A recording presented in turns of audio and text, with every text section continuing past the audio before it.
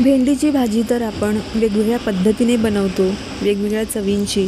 पण आज मी तुम्हाला जी पद्धत दाखवणार आहे, त्या पद्धतीने जर तुम्ही भाजी बनवलात, तर भेंडी न खाणारे देखील आवडीने तर खातीलच.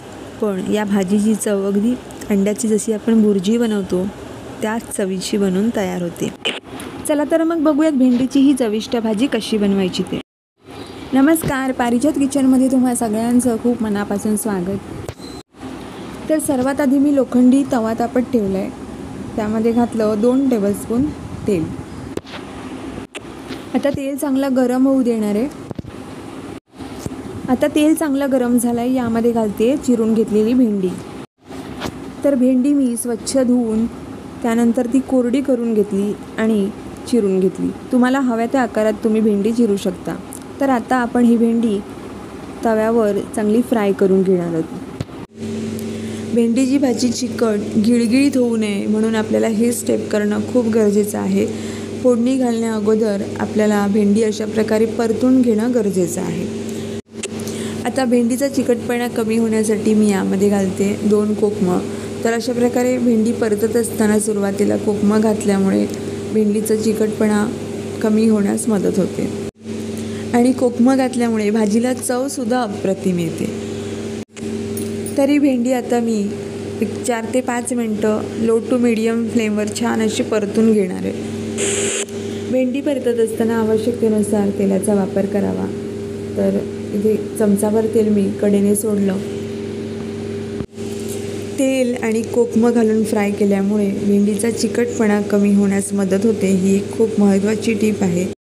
तर तुम्ही बघू शकता, भेंडी परतत असताना तिचा चिकटपणा गिळगिळीतपणा कमी झाला आहे आणि ती चांगली सुटसुटीत झाली आहे. तर आता ही भेंडी मी 4 ते 5 मिनटं लो टू मीडियम फ्लेमवर चांगली परतून घेतली आहे. भेंडीचा जो कडकपणा होता, चिकटपणा, गिळगिळीतपणा पूर्णपणे कमी झाला आहे. अशा प्रकारे परतून घेतलेल्या भेंडीची भाजी अतिशय चविष्ट बनते आणि चिकटपणासुद्धा कमी होतो. तर आता ही भेंडी आपण काढून घेऊ. आता सेम तव्यावरच मी घेणार आहे 2 टेबलस्पून तेल. तेल चांगलं गरम झालं की यामध्ये घालते अर्धा चमचा मोहरी. मोहरी छान तडतडू द्यायची आहे. मोहरी तडतडली की घालूयात हिंग आणि कढीपत्त्याची पानं. आता लगेचच मी यामध्ये घातला बारीक चिरून घेतलेला कांदा. तर इथे मी 2 मध्यम आकाराचे कांदे बारीक चिरून घेतले. आता हा कांदा हलकासा सोनेरी रंग येईपर्यंत परतून घ्यायचा, अगदी जास्त भाजायचा नाही आहे. आता कांदा परतत असतानाच यामध्ये मी घालते 2 ते 3 हिरव्या मिरच्या. मिरचीचं प्रमाण तुम्ही तुमच्या आवडीप्रमाणे कमी अधिक करू शकता. आता कांद्याला हलकासा सोनेरीसा रंग आला आहे आणि तो भाजला गेला आहे. त्यामध्येच आता घातली छोटा पाव चमचा हळद. हळद घातल्यानंतर 1 मिनिटभर कांदा परतून घेतला. आता एक छोट्या आकाराचा टोमॅटो बारीक चिरून यामध्ये घातलेला आहे. टोमॅटो जर का मोठा असेल तर तुम्ही अर्धा वापरू शकता. तर टोमॅटोसुद्धा आपल्याला कांद्यासोबत आता मऊ होईपर्यंत परतून घ्यायचे.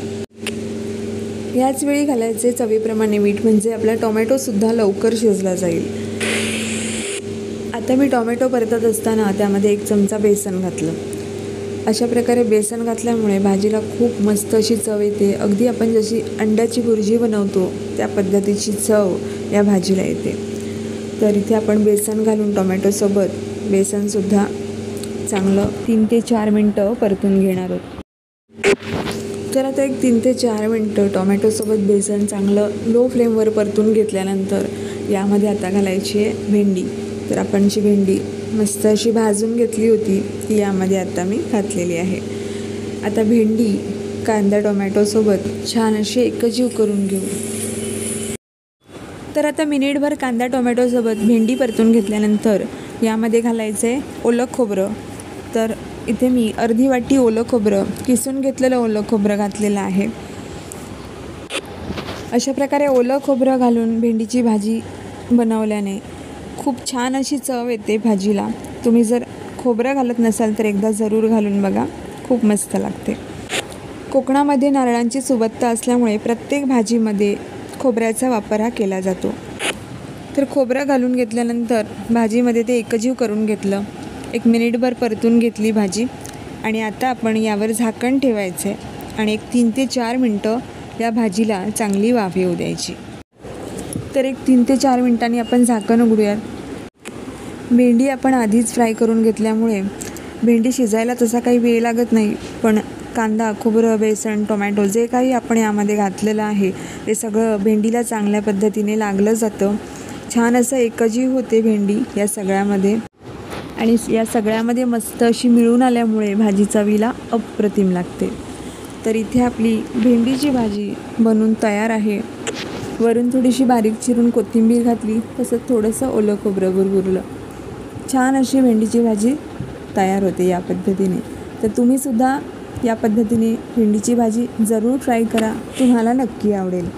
तर आजची ही रेसिपी कशी वाटली, आवडली असेल तर नक्की लाईक करा, तसंच जास्तीत जास्त शेअर करा. चॅनलला अजूनपर्यंत सबस्क्राईब केलं नसेल तर पारिजात किचनला सबस्क्राईब करा, म्हणजे तुम्हाला माझ्या पुढच्या अशाच छान छान रेसिपीज पाहायला मिळतील.